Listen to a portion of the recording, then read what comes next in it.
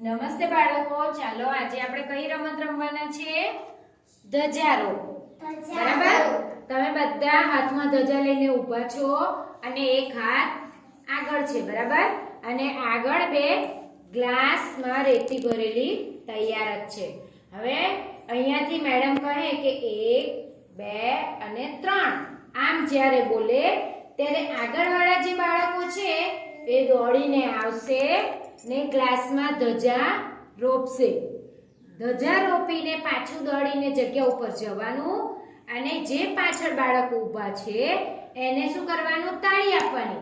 તાળી આપી અને આપણે આપણી જગ્યા ઉપર જ બેસી જવાનું છે. આ રીતે પાછળના સુધીના બાળકોએ દોડવાનું છે અને જે છેલ્લા બાળકો છે એ લોકો પણ અહીંયા ગ્લાસમાં ધજા રોપશે અને પછી જેનું વહેલું થઈ જાય એને પાછળ ખુરશી પર જઈને બેસી જવાનું છે. પણ ધ્યાન રાખવાનું, ગ્લાસમાં ધજા બરાબર શાંતિથી રોપવાની છે અને પછી પાછળવાળા બાળકને તાળી આપવા માટે જવાનું છે અને આપણે આપણી જગ્યા ઉપર જ બેસવાનું છે. બરાબર? ચાલો, તૈયાર? 1 2 અને 3.